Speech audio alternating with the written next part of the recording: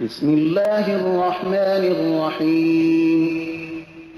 به نام خداوند بی اندازه مهربان نهایت باره. عزیزی تازه اون اهل مسجده آمده پیش من چند روز پیش، میگه خدا به من پسری داده، شیخ من دوست دارم شما براش اسم انتخاب بکنی. گفتم محمد،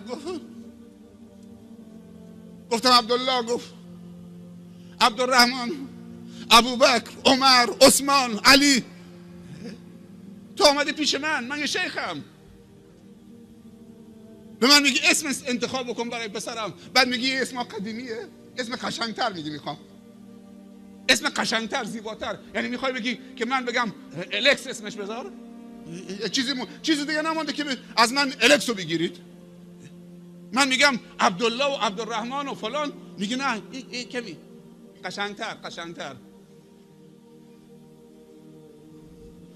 پیامبر صلی الله علیه و سلم میفرمایند احب الاسماء الی الله، محبوب ترین اسم ها نزد خدا دو تا اسم برای پسر، عبدالله و عبدالرحمن.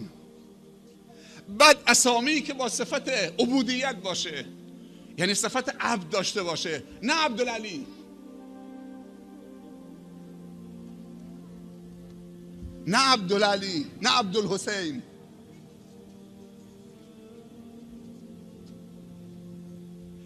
نه عبدالرسول. اینا اسمای شرکیه. عبد وقتی میاد با یک طرفش الله باشه، عبد وقتی میاد با طرف مقابلش الله باشه، چون عبد داریم و رب داریم. حتی غلام حسین، ما غلام حسین نیستیم، ما غلام حسین نیستیم. اگر قرار باشه ما غلام باشیم، غلام یک نفریم. قل هو الله احد. با عقیده نمیشه بازی کرد. عبد فلان و عبد فلان و عبد فلان. بهترین اسمها عبدالله و عبدالرحمن، و بعد بهترین اسمهایی که صفت عبودیت داشته باشه. یعنی 99 تا اسم خدا اولش بیاری عبد، عبدالله، عبدالکریم، عبدالستار، عبدالمنان، عبدالغفور، عبدالشکور. عبدالحسین، عبدالرسول.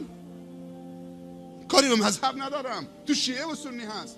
عبدالرسول کمه تو سنی ها؟ ما میخوایم یعنی از بندگان خدا خدا درست بکنیم؟ همه پیامبران آمدن که به بندگان خدا بگن انا عبدالله واجتنب الطاغوت. هیچ عالمی حق نداره به مردم اجازه بده دستش ببوسن. باید این تمام بشه. قدسیت به این معنا نیست.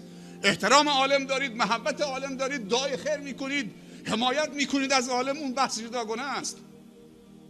عالم هم به تو خدمت داره میکنه، احترامش جای خودش. اما این که خم بشی دستش ببوسید، خم شدن فقط برای الله. الله اکبر، سبحان ربی العظیم و بحمده، سبحان ربی الاعلی و بحمده، دیگه مال کسی دیگه نیست. مصافحه، معانقه اشکال نداره، اما خم شدن ما اجازه نداریم.